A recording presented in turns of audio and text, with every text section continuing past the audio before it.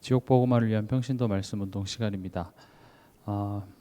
먼저 광고를 드리면 이제 12월 첫째 주부터 우리가 지금은 이제 9시에 구역공과를 같이 보고 그다음에 그 구역공과에 대한 내용들을 제가 이어서 했는데, 이제 12월 첫째 주부터는 구역공과 류 목사님 메시지는 이제 각자 보시는 걸로 하고, 그때 이제 우리가 바울 서신서를 가지고 구역공과를 하려고 합니다. 뭐 첫 번째 이유로는 시간적으로도 여러분들이 류 목사님 메시지 듣고 또 제 메시지 듣고 또 그 한 달에 한 번씩 또 교국 그 구역장 사역자들 모임하고 또 이후 메시지 듣고 하시느라 정신 없으셨잖아요, 그렇죠? 그래서 9시에 바로 메시지 듣고 또 여러분들이 조금 묵상하고 말씀도 정리하고 또 서로 교제 나눌 그런 시간들을 좀 갖는 것도 중요하다고 생각해서, 그래서 9시에 12월 첫째 주부터입니다. 9시에 바로 구역공과 교제를 그 메시지는 이제 각자 보시는 걸로 하고요. 제가 이제 바울 서신서를 가지고 하나씩 평신도가 이해하기 쉽게, 알아듣기 쉽게 조금씩 우리가 같이 읽어 나가면서 푸는 시간을 갖도록 하려고 합니다. 제가 왜 굳이 바울 서신서를 택했냐 하면 초대교회 성도들에게 있어서 구역공과는 바울의 편지였습니다. 구약 성경이 있었지만 그 내용들이 무엇을 의미하는지 다 이해할 수 없었기에 바울이 편지로서, 쉽게 말하면 구역공과죠, 그것을 가지고 성도들을 도왔습니다. 결국 우리가 지금 하려고 하는 것은 우리가 자꾸 성경 중심으로 돌아가려고 합니다. 시대가 점점 악해지고 여러 가지 소리가 많아지는 이 때에 우리는 항상 성경을 중심으로 또 성경을 기준으로 돌아가야 되겠습니다. 뭐 물론 이단들도 성경을 가지고 얘기합니다. 이단들도 하나님이라는 단어를 쓰고 복음이라는 단어를 쓰죠. 우리가 잘 아는 뭐 하나님의 교회라든지 또는 뭐 신천지라든지 그들도 복음이란 얘기를 하죠. 그러나 우리가 하려고 하는 것은 사도행전 17장 2절에서 3절에 나와 있듯이 성경을 가지고 뜻을 풀어서 예수가 고난 받으셔야 하는 이유와 해 받으셔야 되는 이유, 십자가에서 죽으셔야만 하는 그 이유를 설명해서 예수가 그리스도이심을 밝히 증언하는 것을 우린 성경을 가지고 하려고 합니다. 그것이 강조되지 않는 것은 사실은 비슷한 복음이지만 복음이 아닙니다. 마치 화폐가 99.9% 비슷하다고 해서 그것을 화폐라고 부르지 않죠. 우린 그것을 위조지폐라고 부릅니다. 지폐는 그 지폐여야 돼요. 비슷해서 되는 것이 아닙니다. 성경은 예수가 그리스도라 밝히 증언하고 있습니다. 그래서 우리가 이 바울의 서신서를 가지고 예수가 그리스도이심을 밝히 증언하는 이제 그런 시간을 갖도록 하겠습니다. 어떤 서신서를 할지 아직 제가 기도 중에 있습니다. 그러나 이제 12월 첫째 주부터 아침 9시에 바로 시작하도록 하겠습니다. 우리 계속 그 11월 키워드가 아름다운 결산입니다. 아름다운 결산이라는 말은 또 아름다운 열매라는 말로도 설명할 수 있겠죠. 뭔가 결과, 아름다운 열매. 근데 이제 오늘 우리가 좀 보고자 하는 것은 예수님께서 남기신 열매입니다. 그럼 예수님은 무엇을 남기셨냐는 것이죠. 예수님은 사역하시는 동안 책 한 권 쓰신 적이 없습니다. 글 한 자 적으신 적이 없어요. 예수님이 남기신 것은 제자입니다.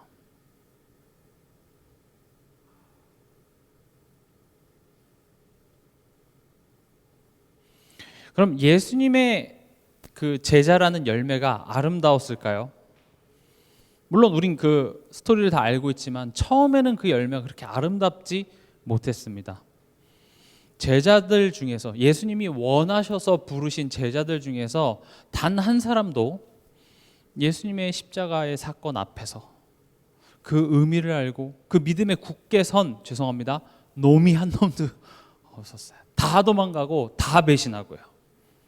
심지어 도망갈 때 그냥 도망가는 차원이 아니라 예수님을 저주하고 배신합니다.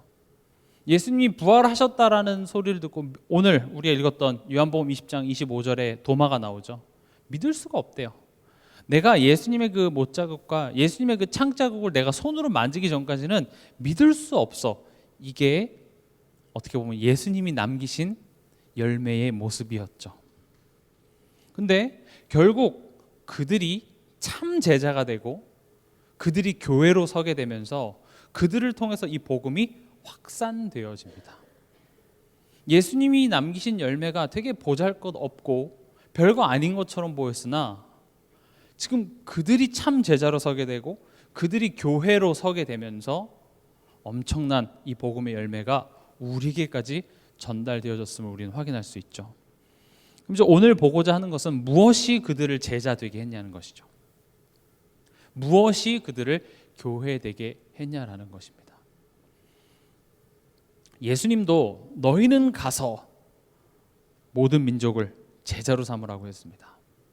예수님께서 보여주셨던 것처럼 예수님이 하셨던 것처럼 너희도 제자를 삼으라. 다시 말하면 그럼 아름다운 결산, 아름다운 열매를 맺을 수 있을 것이다 라고 우리에게 약속하셨죠. 그럼 이제 우리가 주목해서 봐야 될 것은 예수님이 심으신 그 제자들이 어떻게 해서 참 제자가 될 수 있었는지 그런 부분들을 우리가 확인했으면 좋겠습니다. 무엇이 그들을 제자 되게 하였을까요? 그것은 다른 것이 아니라 예수님의 사랑이었습니다. 예수님의 공생의 기간 동안 예수님은 그들을 데리고 훈련을 하셨죠. 함께 하시기도 하시고요. 그들을 데리고 현장에 나가기도 하셨습니다. 여러 가지 기적과 표적들을 보여주시고 그리고 공생의 기간 동안 예수님께서 계속 말씀하셨습니다. 내가 죽어야 할 것과 또 내가 죽은 지 사흘 만에 다시 살아나야 될 것과 그때 하나님의 나라가 너에게 임할 텐데 그때 모든 것이 회복되어지고 우리는 이제 그게 성령이 임한다는 것 예수님의 십자가 사건을 우리는 알고 있지만 제자들은 그 의미를 알 수가 없었죠. 제자들은 그런 예수님을 따라다니면서 굉장히 열심이었고 또 엄청난 열정을 가지고 있었습니다. 우리 마태복음 26장 한번 찾아보겠습니다. 마태복음 26장 31절에서 35절입니다.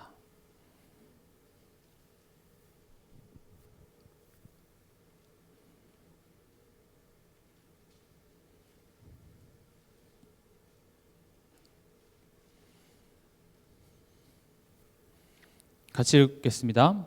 그때에 예수께서 제자들에게 이르시되 오늘 밤에 너희가 다 나를 버리리라 기록된 바 내가 목자를 치리니 양의 떼가 흩어지리라 하였느니라.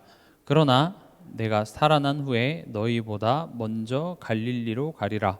베드로가 대답하여 이르되 모두 주를 버릴지라도 나는 결코 버리지 않겠나이다. 예수께서 이르시되 내가 진실로 내게 이르노니 오늘 밤 닭 울기 전에 내가 3번 나를 부인하리라. 베드로가 이르되 내가 주와 함께 죽을지언정 주를 부인하지 않겠나이다 하고 모든 제자도 그와 같이 말하니라. 아멘. 지금 어떤 장면이죠? 예수님이 제자들을 불러 모아서 이제 잡히시기 전날 밤에 니네가 다 나를 버릴 거야 라고 얘기를 하죠. 그러니까 뭐라 그래 베드로가? 다른 사람은 몰라도 저는 주를 절대 버리지 않겠습니다. 심지어 제자들까지도 다른 제자들도 그와 같았다고 얘기를 하죠. 저는 이 순간에 이 제자들의 고백의 마음을 의심하지 않습니다. 진심이었을 거예요. 마치 우리가 예수가 그리스도고 정말 하나님은 살아계신 하나님이고 정말 내가 이 복음 위해서 모든 것을 드리리 이런 우리의 결단과 마음을 제가 의심하진 않아요. 근데 문제는 우리의 이런 마음, 우리의 감정이 영원하지 않다는 거죠. 우리의 믿음의 수준이 뛰어나지 않아요. 여러분들 잘 아시잖아요. 나의 어떤 그런 감정, 나의 그런 사랑, 그게 영원하지 않다라는 것. 거기 어디서 제일 많이 드러나냐? 결혼이라는 것이죠. 결혼, 처음에 막 저 사람 너무 꼴 보기 싫어서 하루라도 같이 있기 싫어서 결혼하시는 분 없죠.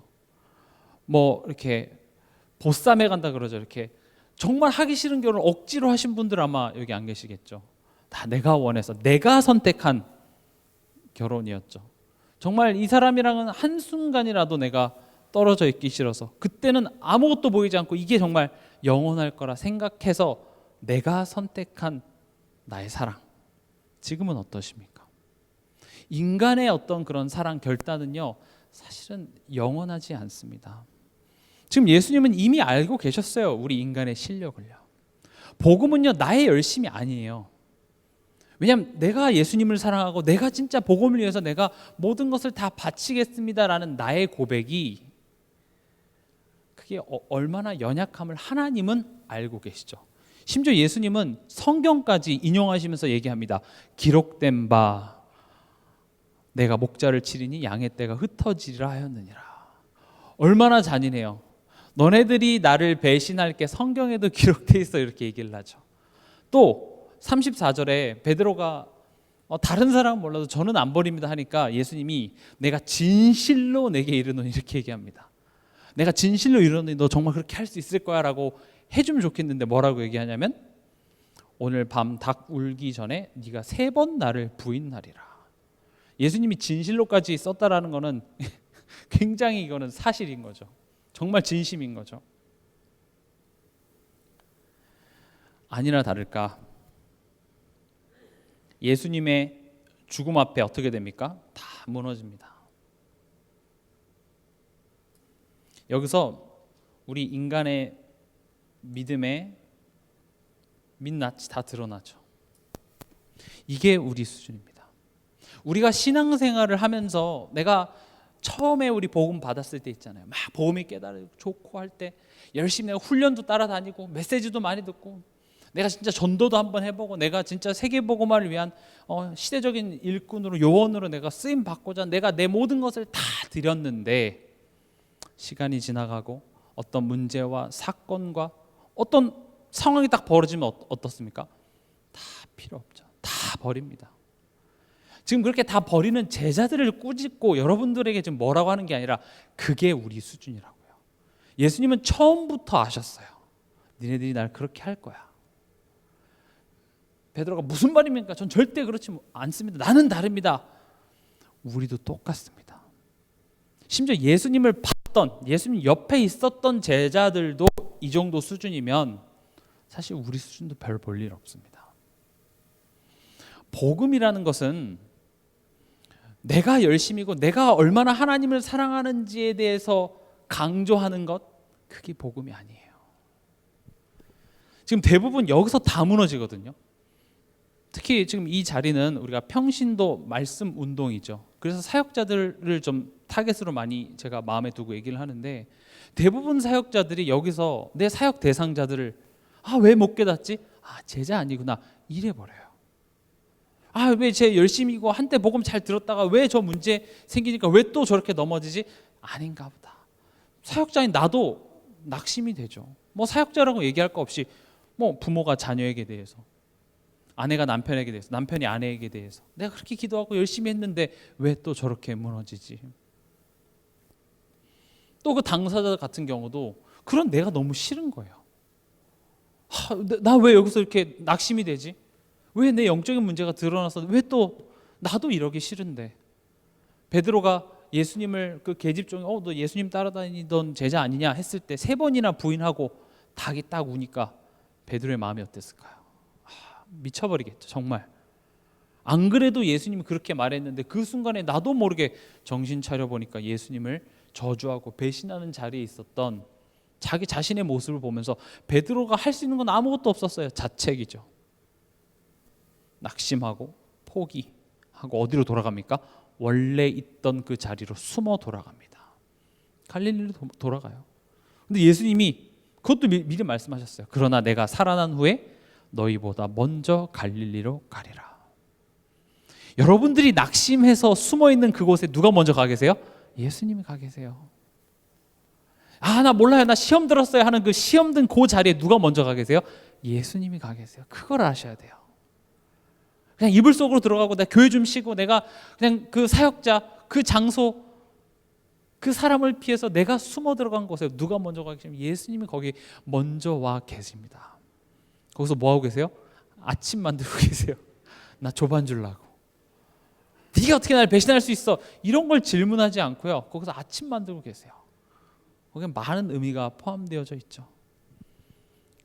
엄마랑 대판 싸우는데 그 다음날 아침에 엄마가 나를 위해서 아침밥 차려주고 있으면 거기에 마음이 그냥 다 풀리잖아요. 제일 무서운 건 싸웠는데 아침에 아침밥을 차려주실 엄마가 안 나와. 주방이 냉랭해. 그것 자체가 아직 나는 화 안 풀렸어 이거잖아요. 근데 아침에 어젯밤 그렇게 대판 싸우고 저녁 안 먹어 하고 저녁을 쫄쫄쫄 굶고 배고파서 아침에 일찍 깨서 아침에 이렇게 나갔는데 부엌에서 뭔가 톡톡톡톡 이렇게 만들고 있는 거 보면 이렇게 벌써 마음이 풀린 거죠. 예수님의 사랑은요, 십자가에서 구원을 이루시는 것에서 끝나지 않습니다. 예수님이 자, 내가 십자가에서 난 내 할 일 다 했어. 이거 믿는 건 네 선택이야. 네가 와서 믿든지 안 믿으면 네 손해고, 그렇게 하지 않으세요. 예수님의 사랑은 내게 찾아오십니다. 십자가에서 구원을 이루신 예수님께서 내 인생에 찾아오신 거예요. 아니, 예수님이 부활하셨으면 제자들이 회개하고 돌아와야 되는 거 아니에요? 제자들이 제가 잘못했습니다 하고 제자들이 돌아와야 되는데 누가 가요? 예수님이 먼저 찾아가세요. 아니, 예수님을 저주하고 배신한 잘못은 내가 했는데 예수님이 오셔서 나를 위로해주고 내게 힘주고 나를 용서해 주시죠. 이 부분이 없었으면 참 제 사역이 쉬웠을 것 같아요. 찾아갈 필요 없거든요. 예수님이 찾아가셔가지고 사역이 힘들더라고요.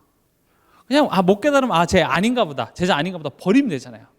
쟤 아니네, 쟤 하나님 택한 사람 아니네, 그냥 그래 버리면 되겠는데, 예수님은 예수님 원하셔서 그 부르신 자들에게 그렇게 다 보여주고 다 말하고, 진짜 우리가 예수님의 공생의 그 기록들을 다 보면 예수님이 계속 말했어요.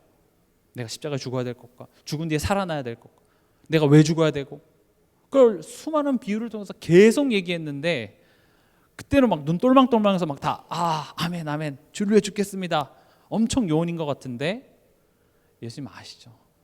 못 알아듣는데, 눈가를 보니까 못 알아듣는 눈치야. 언제 이 나라를 회복하냐는 둥. 예수님이 그 나라를 회복하면 높은 자리 하나 내게 좀 내주십사, 그런 말을 하니까 예수님도 참 못 알아듣는구나. 근데 예수님은요, 그런 제자들을 보면서 낙심하거나 포기하거나 왜 저럴까가 아니라 그럴 수밖에 없는 우리를 위해서 오신 거예요. 허물과제로 죽었다라는 말이 이것을 알아도 깨달을 수 없는 우리입니다. 그러나 문제, 사건 앞에서 내 믿음의 민낯이 드러나는 거예요. 그 앞에서 나의 열심도 없어지고요, 나의 열정도 사라지고요, 나의 신앙 경력도 사라져요. 다 없어져요. 인간은 그렇게 연약합니다. 그때 뭐가 찾아 들어오냐면 은혜가 찾아 들어오는 거죠. 예수 그리스도의 그 사랑의 은혜가 내 인생에 찾아 딱 들어오는 거죠. 예수님이 하신 일이 그거예요. 그 열매가 겨자씨만한 믿음이지만 거기에 뭐가 더해지니까 엄청난 열매가 맺어지냐면 예수님의 사랑이 찾아 들어오니까요. 그걸 보고 생명이라고 합니다.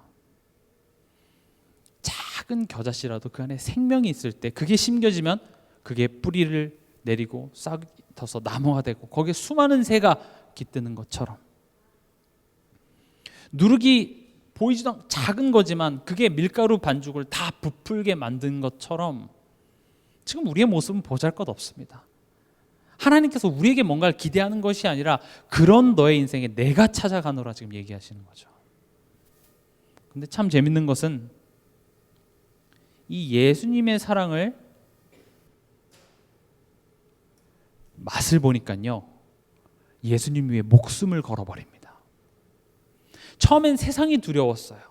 상황이 두려웠고 현실이 두려워서 거기서 도망갔던 제자들이 이 예수님의 사랑을 맛보니까 이제 세상을 두려워하지 않아요.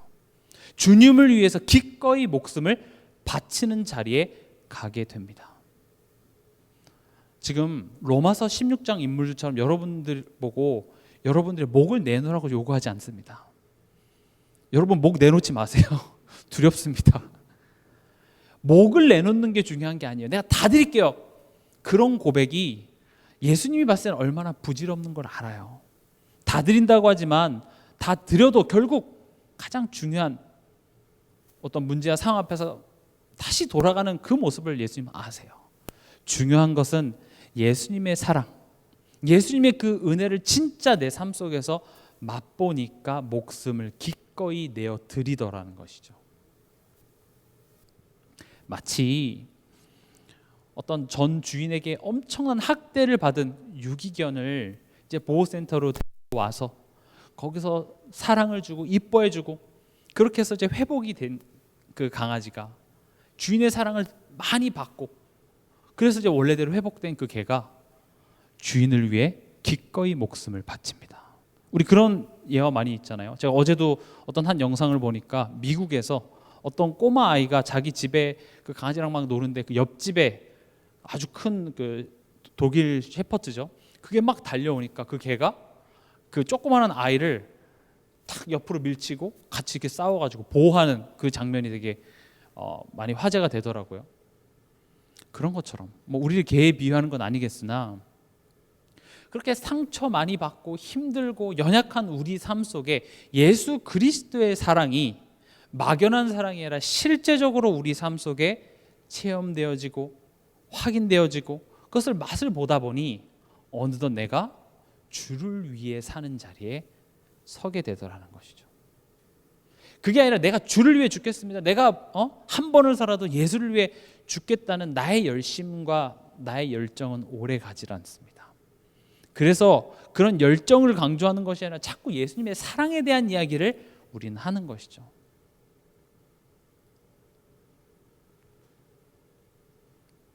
그래서 우리는 그리스도의 대사, 사역자는 그리스도의 대사죠.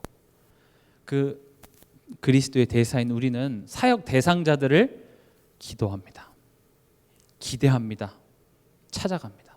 문전박대를 당해도 오해를 사도 또 찾아가고 말하죠. 부모가 자녀에게 대해서 자녀가 내 진심을 몰라준다고 해서 포기하지 않는 부모의 마음처럼 예수님이 계시록 2장 3장 20절에도 볼지어다 내가 문 밖에 서서 두드리노니 누구든지 내 음성을 듣고 마음 문을 열면 내가 그에게로 들어가 이렇게 얘기하시죠. 우리가 하는 사역은 그 사람을 하룻밤에 조져버리는 사역이 아닙니다.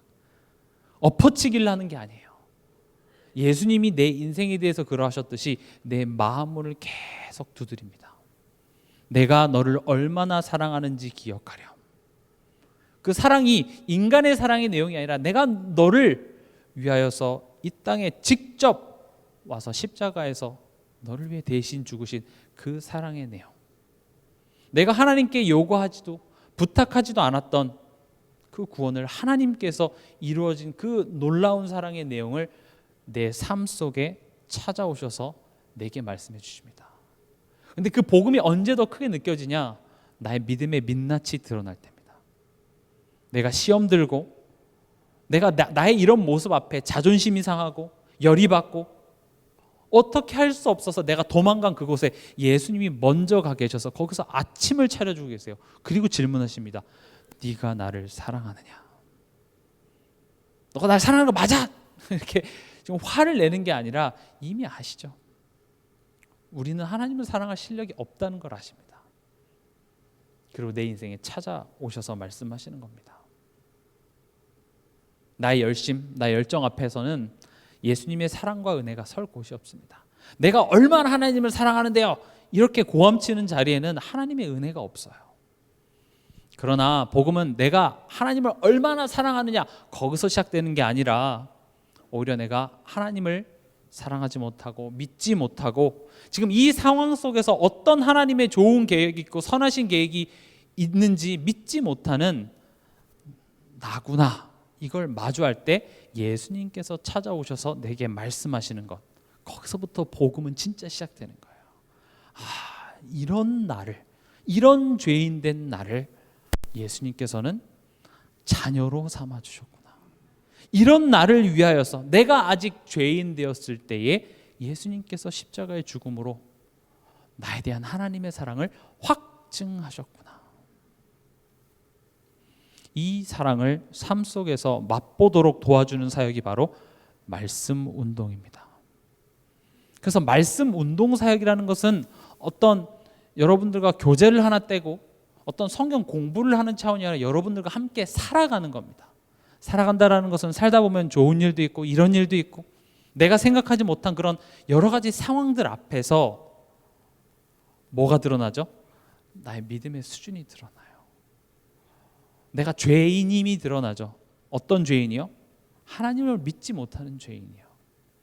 이 속에서 뭔 하나님이 좋은 계획이 있어요? 하나님만 믿지 못해서, 하나님을 믿지 못하니까 당연히 찾아오는 두려움의 열매죠.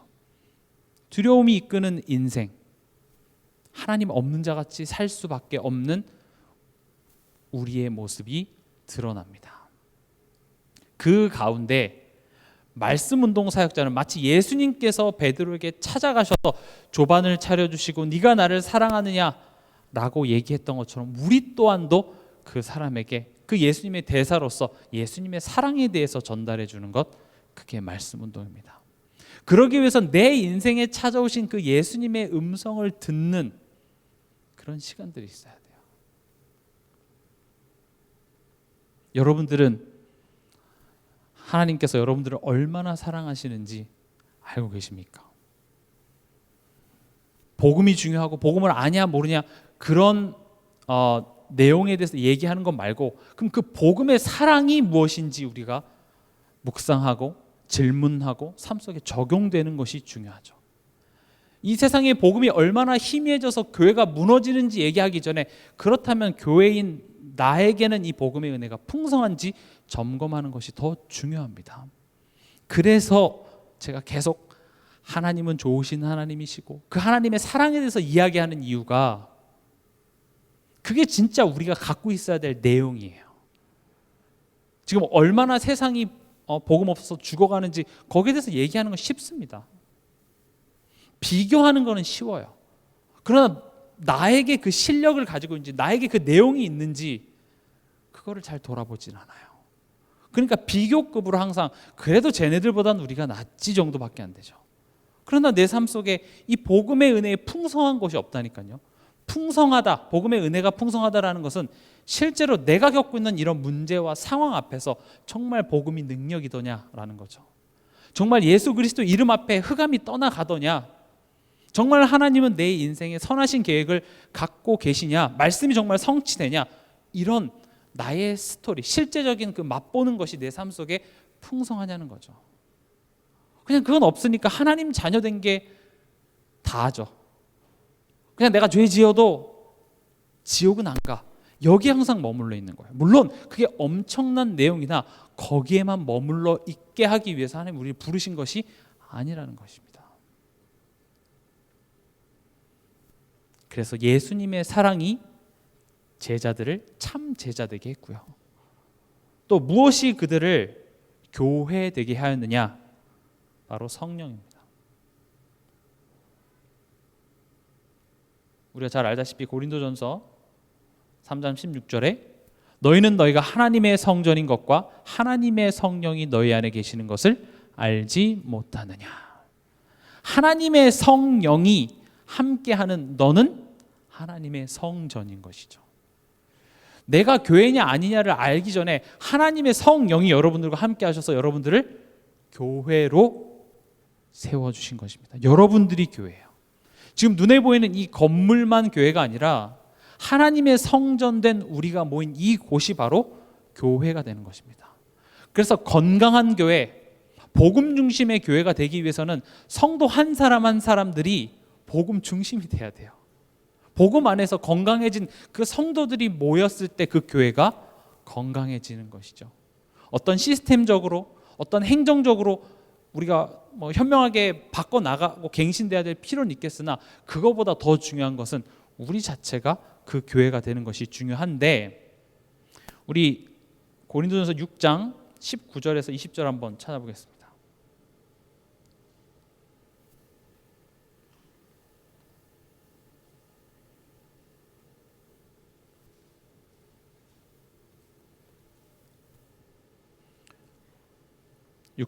고린도전서 6장 19절에서 20절입니다. 같이 읽겠습니다. 너희 몸은 너희가 하나님께로부터 받은 바 너희 가운데 계신 성령의 전인 줄을 알지 못하느냐. 너희는 너희 자신의 것이 아니라 값으로 산 것이 되었으니 그런즉 너희 몸으로 하나님께 영광을 돌리라. 아멘. 우리가 하나님 자녀가 되었다라는 것은 죄인이 의인 되었다는 것만을 의미하는 게 아닙니다. 이제는 우리가 하나님을 내 인생의 주인으로 모시겠다는 의미도 포함되어져 있습니다. 그냥 내가 망나니 짓 해도 나는 하나님 의인 되게 하셨구나, 난 천국 가는구나, 거기에 머무는 차원이 아니라 이제는 내가 사는 것이 아니라 내 인생은 이제 하나님께 붙들려 있어서 하나님이 이끄시는 삶 앞에 내가 순종하겠다. 내가 하나님의 종으로 살아가겠다. 그래서 우리는 예수님을 우리 인생의 구세주, 구원자이시며 내 인생의 주인으로 영접한 것이죠. 근데 구세주, 예수님이 나의 구원자라는 의미는 우리가 붙잡고 있으면서도 내 삶 속에 그분을 주인으로 고백하는 그 자리에 지금 가지를 못하고 있는 것이죠.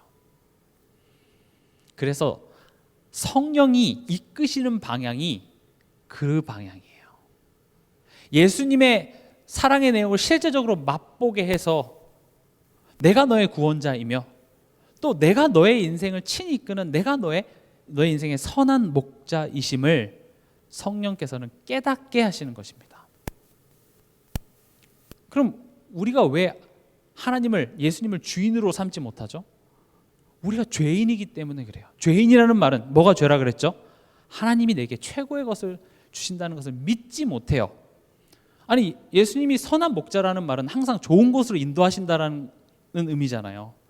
선한 목자임을 믿는다면 그럼 다 맡길 수 있겠죠. 염려가 없겠죠. 다 알아서 해주실 거니까. 그러나 그게 믿어지지가 않는 우리의 수준이에요. 그래서 성령께서 하시는 일은 예수님이 정말로 너의 인생에 좋은 선한 목자이심을 깨닫게 하시고 가르쳐 주시고 그것을 경험하고 맛보게 해서 결국 어떤 자리에 이르게요? 하나님을 온전히 믿을 수 있는 그 자리. 예수님을 주인으로 삼는다라는 말이 알지만 조금 막연하게 들릴 수 있는데 그게 무슨 의미냐면 어떤 상황 앞에서 내가 하나님의 뜻과 계획 앞에 설 수 있는 거예요. 그러나 우리 체질 자체가 그 상황 앞에서 하나님의 뜻, 계획 인정할 수 없습니다. 뭐가 하나님이 좋은데요? 이 상황에서 하나님이 뭐가 선해요? 라고밖에 얘기할 수 없는 우리의 모습이죠. 그게 죄인이에요. 그래서 하나님은 어디로 이끄시죠? 예수 그리스도 앞으로 이끌어요. 네가 죽지 않으면 살아나지 못한다. 너의 그 썩을 것, 너의 그 연약한 것을 예수와 함께 내가 십자가에 못 박혔나니 이제는 하나님 없는 자 같이 살지 말고 하나님을 진짜 믿는 자의 자리에 너가 서라. 그게 성령께서 하시는 일입니다.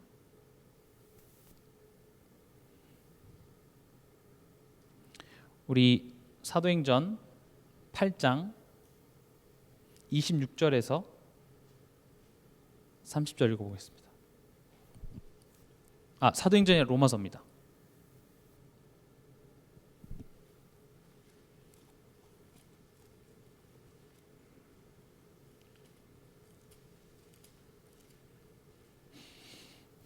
로마서 8장 26절에서 30절입니다. 성령께서 하시는 일에 대해서 나와 있죠. 같이 읽겠습니다. 이와 같이 성령도 우리의 연약함을 도우시나니 우리는 마땅히 기도할 바를 알지 못하나 오직 성령이 말할 수 없는 탄식으로 우리를 위하여 친히 간구하시느니라. 마음을 살피시는 이가 성령의 생각을 아시나니 이는 성령이 하나님의 뜻대로 성도를 위하여 간구하심이니라. 우리가 알거니와 하나님을 사랑하는 자 곧 그의 뜻대로 부르심을 입은 자들에게는 모든 것이 합력하여 선을 이루느니라. 하나님이 미리 아신 자들을 또한 그 아들의 형상을 본받게 하기 위하여 미리 정하셨으니 이는 그로 많은 형제 중에서 맏아들이 되게 하려 하심이니라. 또 미리 정하신 그들을 또한 부르시고 부르신 그들을 또한 의롭다 하시고 의롭다 하신 그들을 또한 영화롭게 하셨느니라. 아멘. 우리가 습관처럼 자주 하는 말 중에 성령 인도 받아 이런 말 있죠. 성령 인도 받아야죠. 그럼 뭐가 성령 인도 받는 것이죠? 결국 내가 하나님께 성령 인도 받으려고 뭐가 성령 인도입니까? 질문해도 답 안 하니까 결국 내 뜻대로 하잖아요. 내가 원하는 대로 해버리잖아요. 하나님 지금 A냐 B냐 이 상황 앞에서 뭐가 성령 인도입니까? 질문해도 하나님 답 안 하잖아요. 그냥 내가 원하는 그 목표와 계획에 하나님의 힘을 빌려서 그걸 이루고 싶은 그게 우리의 마음이지 진짜 뭐가 성령의 인도인지 몰라요. 그래서 성령의 인도를 받으십시오라는 말보다 그럼 성령이 어느 쪽으로 어떤 것을 목적으로 하냐 그걸 지금 말씀드리기 위한 것이죠. 그게 지금 여기에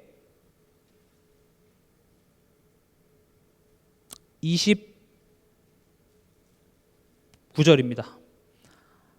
하나님이 미리 하신 자들을 또한 그 아들의 형상을 본받게 하기 위하여 그 아들의 형상 예수 그리스도의 형상을 본받게 하는 것 그게 성령이 우리를 이끄시는 방법이에요. 더 쉽게 말하면 우리가 어떤 상황 속에서도 하나님이 나의 선한 목자 되시고 여기에 하나님의 좋으신 뜻이 나로 하여금 하나님을 온전히 믿을 수 있는 그 관계 회복으로 성령은 나를 이끄신다는 거죠. 근데 우리가 그거를 잘 깨닫지 못하기 때문에 어떻게 하신대요? 우리의 연약함을 돕고 기도해 주시고 우리의 마음을 살펴서 결국 합력하여서 선을 이룬대요.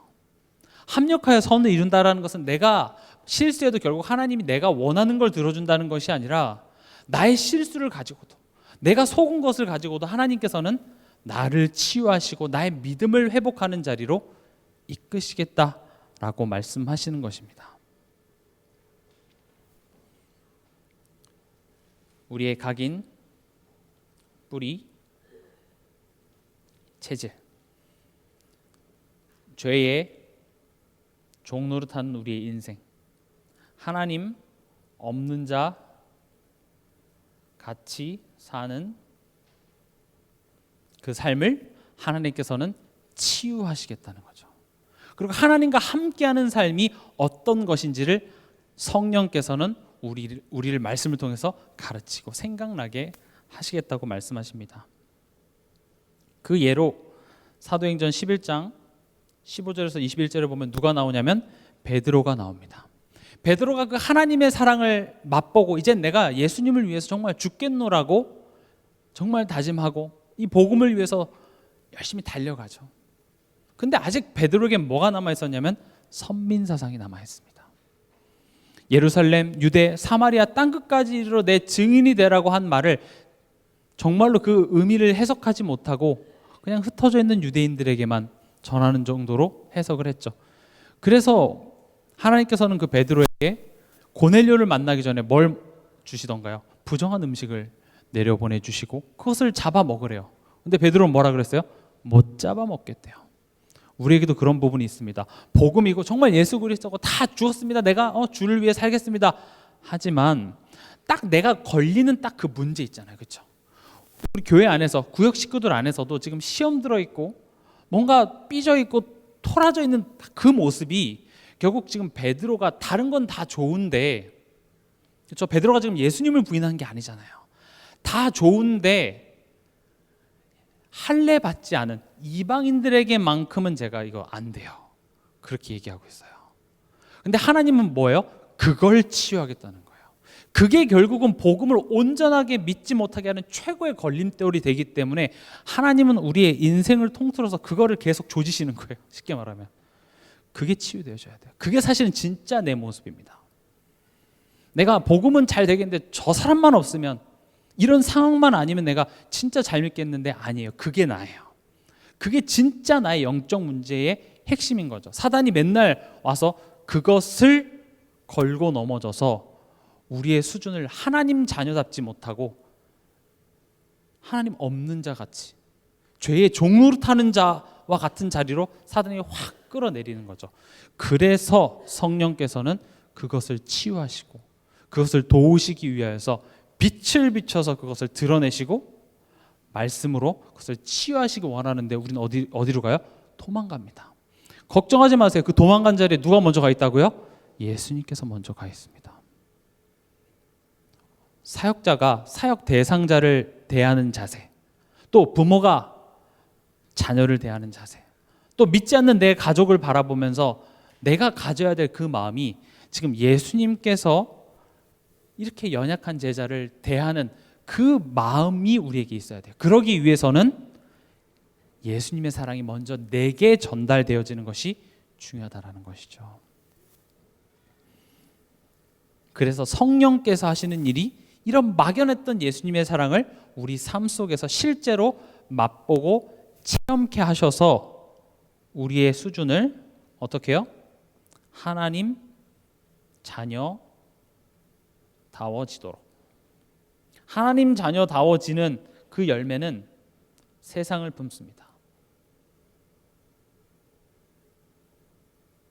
이런 사람 앞에서 내가 흔들리고 어떤 문제 앞에서 흔들리는 것이 아니라 세상을 품어버립니다. 생명을 걸게 됩니다. 목을 내놓게 됩니다. 이것은 열매의 내용이기 때문에 굳이 제가 이 열매의 내용을 강조하지는 않습니다. 중요한 것은 지금 그 수준으로, 그 자리로 이끄시는 하나님의 사랑과 그 하나님의 사랑이 실제로 성령으로 여러분들과 함께해서 여러분들에게 말씀하시는 거죠. 가자는 거예요. 더 이상 하나님 없는 자 같이 죄의 종노릇 하지 말고 이제는 정말 믿음의 도전을 해봐라.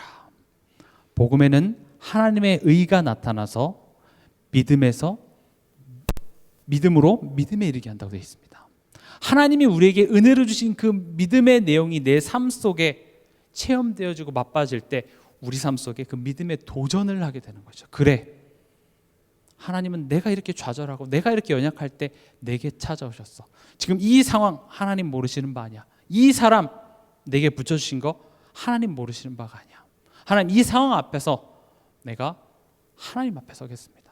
불신앙의 자리가 아니라 복음의, 믿음의 자리에 제가 서보겠습니다. 이런 도전들이 정말로 성령이 우리 삶 속에 우리를 가르치고 생각나게 하는 것이죠. 그래서 우리가 더 이상 그래, 내가 죄인 됐는데 내가 의인 됐다, 죄 지어도 괜찮다, 그 자리에 머물러 있지 마시고요. 이제는 믿음의 도전들이 자꾸 일어나야 그걸 가지고 우리가 살릴 거 아니에요. 전도가 된다 안 된다 그 차원을 떠나서 우리에게 주신 이 복음의 내용이 마이너스에서 0으로 옮기는 차원이 아니라 이제는 플러스로 나갈 수 있도록 자꾸 밀어내고 있다는 거죠, 성령께서. 그러나 우리는 거기서 자꾸 주저앉아 있으니까 전도는커녕 나도 잘 안 되는 그런 모습들이 나오거든요. 말씀을 읽겠습니다. 예수님께서 남기신 열매입니다. 지금 11월 키워드가 아름다운 결산인데, 여러분들이 예수님께서 남기신 이 열매의 내용들을 이번 한 주간 묵상하시면서 성령께서 여러분들에게 하나님이 여러분들에 대해서 얼마나 사랑하시는지, 이 복음이 얼마나 내 삶 속에 구체적으로 만남과 사건을 통해서 나를 치유하고 이끄시는지 여러분들이 조금만 깨달으셔도 아마 그 사랑이 나를 치유하고 나로 하여금 그 믿음의 도전 앞으로 나가게 할 줄 믿습니다.